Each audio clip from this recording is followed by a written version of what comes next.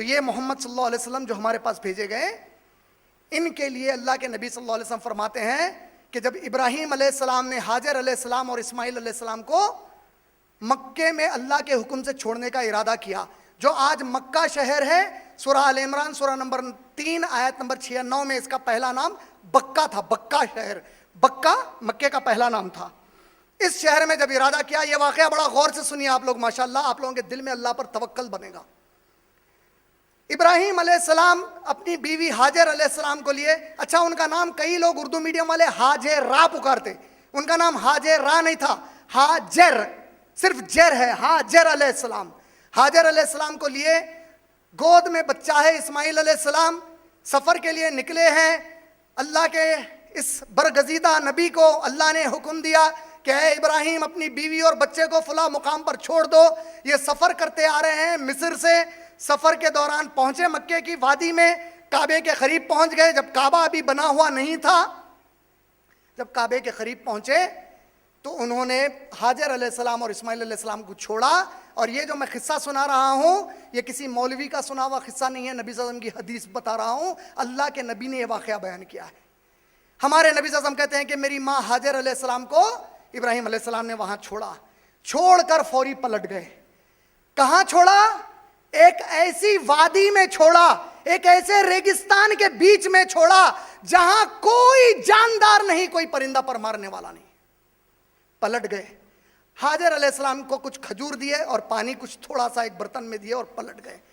جب پلٹ کر جانے لگے تو اللہ کے نبی کہتے ہیں حاجر علیہ السلام پیچھے پیچھے دوڑنے لگی اور پوچھتی ہیں کہ اے ابراہیم ابھٰذا امرک ربی، اے میرے شوہر مجھے بتائیے یہ جو آپ عمل کر رہے ہیں اس ریگستان کے بیچوں بیچ آپ کی بیوی اور اس معصوم کو چھوڑ کر جا رہے ہیں جہاں کوئی جاندار نہیں، کوئی چرندہ نہیں، کوئی پرندہ نہیں، کھانے کی کوئی چیز نہیں، پینے کا پانی نہیں، یہ جو چھوڑ کر آپ لوٹ رہے ہیں کیا یہ رب کے حکم سے ہے؟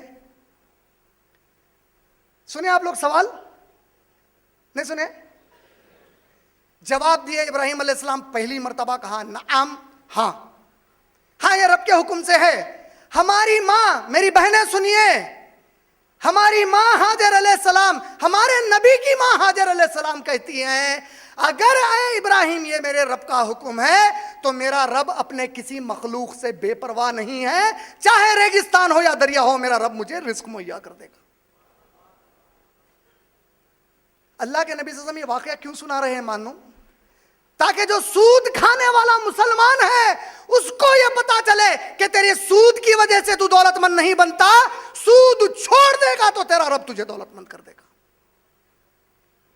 تو حرام کھاتا ہے، تیری سوچ سمجھتی ہے کہ میں اگر یہ حرام لے لوں گا تو جلدی دولت مند بنوں گا، نہیں، تو دولت کمائے گا اتنی ہی جتنا مقدر کیا گیا ہے۔ یہ شیطان کا جھانسا ہے تیرے پیچھے، خاص طور پہ مسلمان کے پیچھے شیطان کا جھانسا ہے، مسلمان بہنوں کے پیچھے شیطان کا جھانسا ہے۔ کیا جھانسا ہے؟ یہ سمجھتے ہیں ہم محنت کر کے کھاتے ہیں، جبکہ رب کہہ رہے ہیں جتنا میں نے مقدر کیا صرف تم اتنا ہی کھانے والے ہو، میرے احکامات کو مانو، جب مصیبت آئی تو اس پر صبر کرو اور پھر میرے پھل دیکھو تمہیں کیسے ملنے والے۔ حاجر علیہ السلام نے کیا کہا؟ اگر یہ میرے رب کا حکم ہے تو میرے رب بے پرواہ نہیں ہے، چاہے ریگستان ہو یا دریا، میرا رزق مجھے مہیا کر دیں گے۔ اور ابراہیم علیہ السلام لوٹ کر پیچھے پلٹ کر جانے لگ گئے، اتنا دور چلے گئے کہ ایک اندازے کے بعد اللہ کے نبی صلی اللہ علیہ وسلم کہتے ہیں جب انہوں نے مڑا تو بڑے دھندلے دکھ رہے تھے ان کو۔ اپنی بیوی حاجر علیہ السلام اس پہاڑی پر کھڑے ہوئے ہیں مکے کے پاس، کعبے کے قریب کی پہاڑی پر، اور دور سے دیکھا ساری دھول ہے، دھندلا دھندلا چہرہ ہے۔ آپ لوگوں میں سے کتنے ہیں جو سائیکالوجی کا سبجیکٹ پڑھ رہے ہیں آج؟ کوئی بھی نہیں پڑھ رہے سائیکالوجی کا سبجیکٹ؟ آپ لوگوں کے گریجویشن وغیرہ میں کر رہا ہوں، کوئی بھی سائیکالوجی نہیں پڑھ رہے ہیں؟ بہنوں میں بھی کوئی بھی نہیں پڑھ رہے ہیں؟ کوئی تو ہوں گے پڑھنے والے، ماشاءاللہ ایک بہن نے ہاتھ اٹھایا ہے۔ سائیکالوجی کا سبجیکٹ آج آپ لوگوں کو شاید معلوم نہیں ہے، پوری مغربی دنیا، ویسٹرن ورلڈ میں اگر آپ کو آج امریکہ کا ویزا چاہیے، یو کے کا ویزا چاہیے، ارے یہ راز بتا دیا تو پورے دین چھوڑ کے بھاگ جاتے ہوں، اگر بھاگ گئے تو زمین اللہ کی ہے، आमाल अगर अल्लाह के नहीं किए तो उस जमीन के ऊपर जहन्नम बना दी जाती, चाहे कितनी भी ठंडी वहां हवा है तुम्हारे लिए। आज साइकोलॉजी के सब्जेक्ट की बड़ी मांग है सारी दुनिया में। साइकोलॉजी के सब्जेक्ट का एक बहुत बड़ा माहिर है, मास्टर साइकोलॉजिस्ट, उसका नाम है Abraham Maslow. Maslow, MASLOW, Maslow, Abraham Maslow. देखो उसके भी नाम में इब्राहिम अलैहिस्सलाम वाला जुड़ता हुआ नाम है, अब्राहम मैस्लो। अब्राहम मैस्लो का एक पिरामिड है। पिरामिड किसे कहते हैं? मैं जो फिरौन के मिस्र में है ना पिरामिड वो जो एक पहाड़ की तरह बना हुआ होता है जिसके अंदर फिरौन की नाशें रखी हुई है, इसको पिरामिड कहते हैं। मैस्लो पिरामिड ऑफ हायरार्की बोलते हैं। उसमें उसने बताया जितने इंसान है, बात गौर से सुनिए आप लोग, जितने दुनिया में इंसान होते हैं इनकी जो जरूरत होती है उसके हिसाब से उस पिरामिड को उसने लाइंस डालकर बनाया। एक पिरामिड बनाया, कहा कि सबसे बड़ी जरूरत और सबसे अहम जरूरत इंसान के पास उसका खाना पीना कपड़ा और घर होता है। नेसेसिटीज ऑफ लाइफ, जरूरियात जिंदगी क्या है उसके? खाना, पानी, कपड़ा, छत। ये आप लोग मानते हैं कि नहीं मानते? सब बाकी के नहीं मानते। उसने कहा इंसान जब अपने होश में आता है, मर्द हो कि औरत, सबसे पहली चीज वो ये चाहता है कि मुझे मेरा खाना मिल जाए, कपड़ा मिल जाए, मुझे आराम से एक छोटा मोटा घर सही लेकिन घर जरूर मिल जाए। सेकंड, हर इंसान अपनी हिफाजत का सोचता है। पहले खाना पीना, सेकंड है हिफाजत। भाई मुझे कुछ नहीं हो रहा, मैं सेफ रहना। ये सेफ रहने के लिए वो कई जिंदगी में चालें चलता है। थर्ड, सोसाइटी के बारे में सोचता है। चलो अब मैं खाना पीना भी मिल गया, छत भी मिल गया, फिर साथ में मैं सेफ्टी में भी आ गया।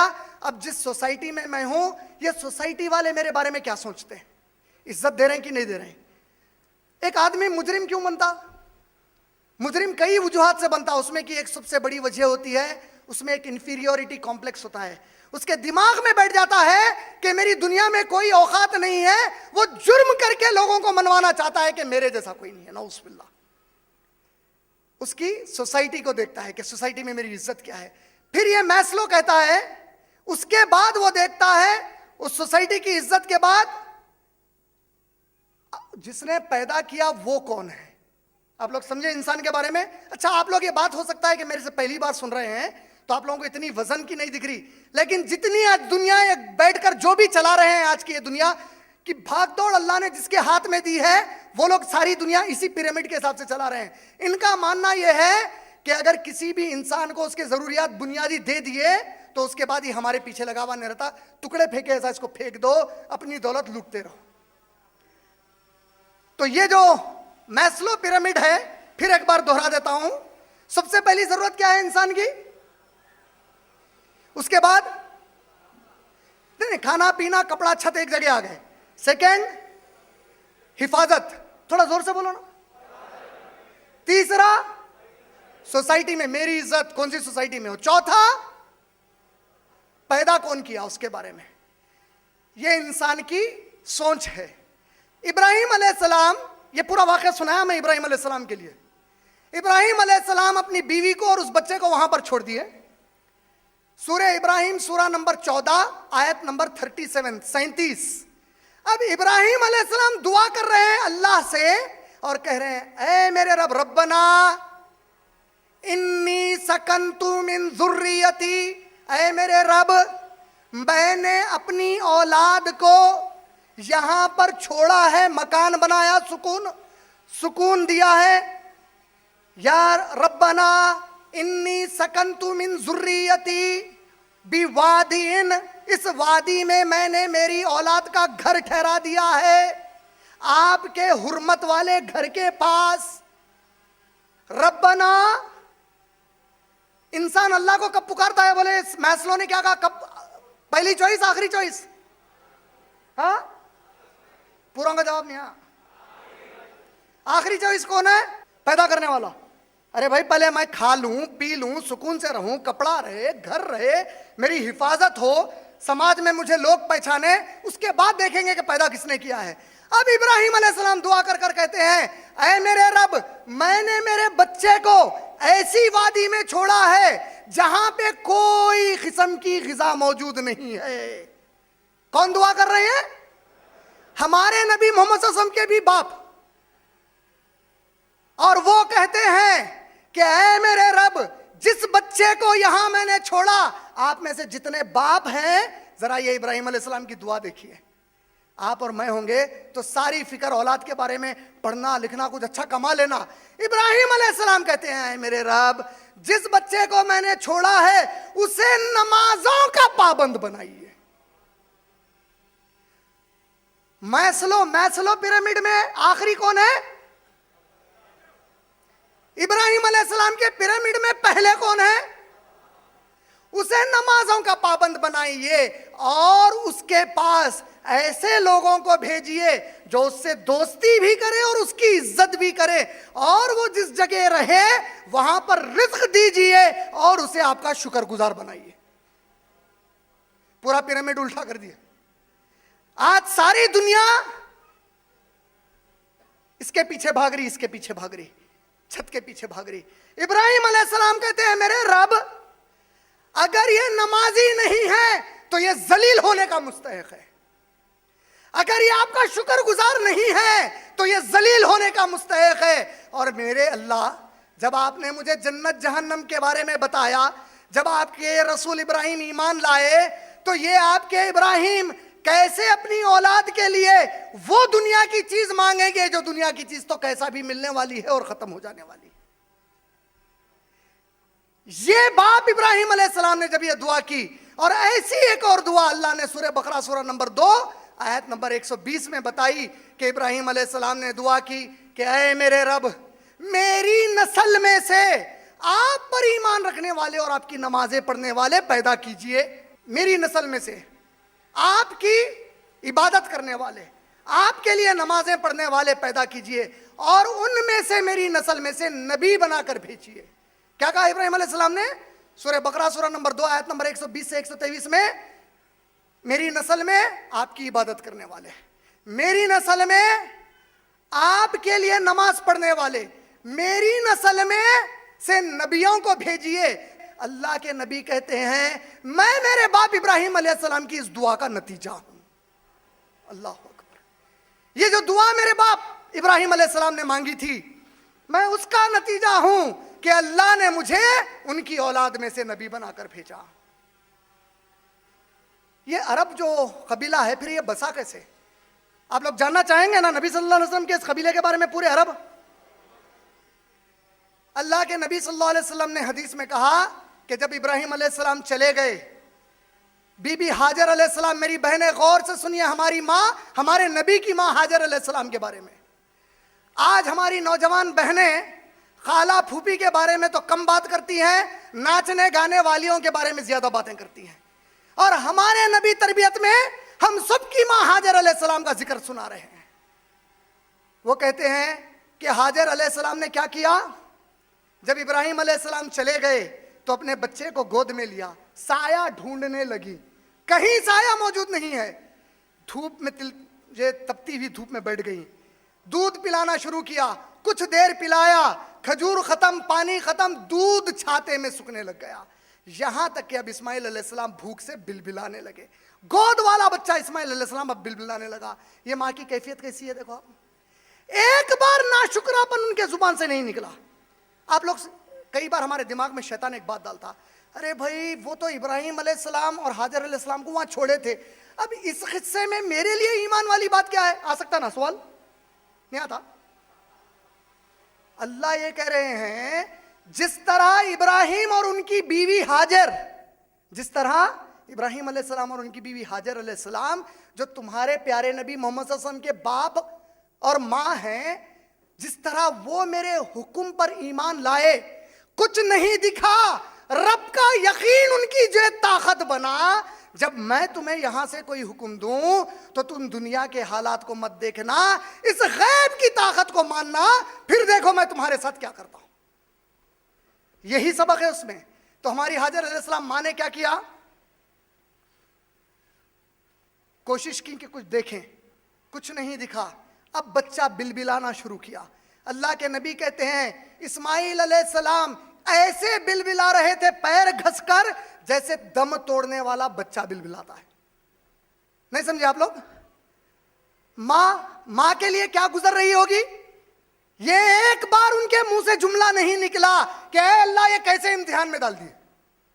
ایک بار یہ جملہ نہیں نکلا کہ میرے شوہر ابراہیم یہ کیا مصیبت میں ڈال دیے، بلکہ توکل یہ تھا کہ بچہ مر بھی جاتا ہے تو دیا کس نے تھا وہ بچہ. اِنَّا لِلَّهِ. لیکن اگر رب نے کہا ہے تو ضرور کچھ نہ کچھ نکلے گا. وہ دوڑی، کہاں دوڑی جانتے ہیں؟ صفا پہ.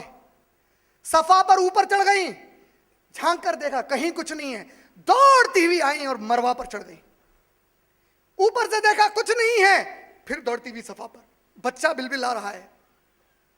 اللہ کے نبی کہتے ہیں 7 چکر انہوں نے یہ لگائے. 7ویں جب چکر لگا کر رکی تھی، اچانک پانی کی آواز آنا شروع ہوئی. پریشان ہو گئی، ادھر ادھر دیکھی، دیکھا کہ اسماعیل علیہ السلام کی ایڑیوں کے پاس سے کچھ پانی نکل رہا ہے. دوڑ کر آئیں اور زم زم زم کہا. زمزم کس کو بولتے ہیں معلوم عربی میں؟ رک جا رک جا رک جا. وہ ڈر گئی کہ کہیں پانی ختم ہو جائے گا. زم زم کہا. ہمارے نبی صلی اللہ علیہ وسلم یہ حدیث سناتے ہوئے مسکرا دیے. یہاں پر صحابی کہتے ہیں کہ اللہ کے نبی صلی اللہ علیہ وسلم اتنا زیادہ مسکرائے کہ آپ کے 2 دانت بڑے پیارے نظر آ رہے تھے. مسکرا کر کہا اگر میری پیاری ماں ہاجر، اللہ کے نبی کہتے ہیں اگر میری پیاری ماں ہاجر اسے زمزم کہہ کر نہیں روکتی تو اللہ زمزم کا دریا قیامت تک بہا دیتے. اللہ اکبر. انہوں نے رکا دیا، پانی جمع ہو گیا، پانی سے سیراب کیا. کچھ دیر میں پرندے اوپر گھومنے لگے. پرندوں نے پانی دیکھا، جمع ہو گئے. یہ کہاں کا سنا رہا ہوں میں پورا قصہ؟ مکے کا. اچھا، سعودی کو نیچے، مکے کے نیچے یمن کا ملک ہے. اب یمن ہے نا، یمن، یہ یمن کا ملک نیچے ہے. یمن کے جو اصل لوگ ہیں سب سے پہلے عرب وہی ہیں. اصل عرب یمنی عرب ہوتے ہیں. عرب نسل اصل یمن کی ہے. وہاں کا ایک قبیلہ تھا جرہم. یمن کے بارے میں قرآن میں اللہ نے ملکہ سبا کا ذکر کیا. یاد ہے؟ سلیمان علیہ السلام کے زمانے کی ایک ملکہ، یاد ہے؟ بھول گئے آپ لوگ؟ بڑا ہرا بھرا ملک تھا. یہ کیسے بندے ہیں؟ ہم جانتے ہیں اللہ کے نبی صلی اللہ علیہ وسلم ان کے بارے میں کیا کہہ رہے ہیں. یا اللہ کیسا انسان ہے ناشکرا.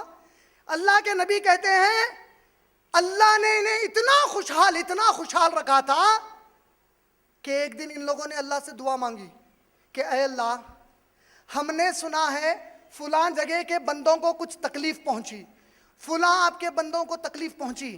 اے اللہ تکلیف کیا ہوتی ہے ہمیں پتہ نہیں ہے، تو ذرا سی تکلیف میں ہمیں ڈالیے. یا اللہ یہ کیسا انسان ہے ناشکرا. اللہ کے نبی کہتے ہیں تکلیف کی دعا مانگے. اللہ نے کہا اچھا ٹھیک ہے تکلیف ہونا. آپ جانتے ہیں نبی صلی اللہ علیہ وسلم نے کیا کہا؟ اللہ جب کسی قوم کو تکلیف دینا چاہتے ہیں تو کیا کرتے ہیں؟ یا اللہ. اللہ جب کسی قوم کو تکلیف میں ڈالنا چاہتے ہیں تو وہاں کے مالداروں کو اپنا نافرمان بنا دیتے ہیں. سورہ بنی اسرائیل سورہ نمبر 17 میں اللہ نے کہا اللہ جب کسی قوم کو تباہ کرنا چاہتے ہیں تو اس علاقے کے مالداروں کو اللہ امیر لوگوں کو اپنا ناشکرا اور نافرمان بنا دیتے ہیں. اب یہ پیسے والے پیسے کے زور پر اللہ کے ساتھ نافرمانیاں شکر کرتے ہیں، ناشکری شروع کرتے ہیں، کفر شروع کرتے ہیں، اور پھر ان کے حق میں اللہ کا عذاب طے کر دیا جاتا ہے. اور جب ان لوگوں کے مالداروں نے اللہ کے ساتھ نافرمانیاں شروع کی تو بالآخر ان پر ایک عذاب بھیجا گیا. اور عذاب کیا تھا؟ ایک بہت بڑا پانی کا ڈیم بنا ہوا تھا. ڈیم جانتے ہیں نا آپ؟ کٹا، پانی کا کٹا، ناگرجنا ساگر ڈیم بولتے ہیں آپ. دنیا کا سب سے پہلا ڈیم یمن کی قوم نے بنایا تھا. سیلاب آیا، ڈیم ٹوٹ گیا. جیسے ہی ڈیم ٹوٹا طوفان پھیلا دیا گیا اس کے اندر. یہاں کے کئی قبیلے ادھر ادھر بھاگے عرب کے. اس میں کا ایک قبیلہ تھا جرہم. یہ قبیلہ مکے کی طرف آیا. اچانک جب وہ وادی سے گزر رہے تھے پرندوں پر نظر پڑی. جیسے ہی پرندوں کو دیکھا سوچا کہ ارے یہاں پر کچھ کھانے پینے کی چیز ضرور ہے. قریب آئے تو دیکھا کہ ایک تنہا عورت ایک معصوم بچے کو لے کر پانی کے پاس بیٹھی ہوئی. بولے یہ کیا بات ہو گئی؟ دماغ اور دل میں ان کے آیا یہ کوئی معمولی عورت نہیں ہو سکتی. کئی لوگ بولتے ہیں نا بھائی اللہ کی پولیس سے پنگا نہیں لینا، بولتے ہیں تیرے پاس ہتھیار رہتا، سب کچھ رہتا، ایک اس کے دل کی یہاں کی ہاں نکل گئی تو ہتھیار تیرے اوپر الٹا چل جاتا۔ ان کے دماغ میں اللہ نے ڈالا ایک تنہا عورت، معصوم چھوٹا بچہ اس ریگستان میں اکیلے، یہ کوئی معمولی عورت نہیں ہے۔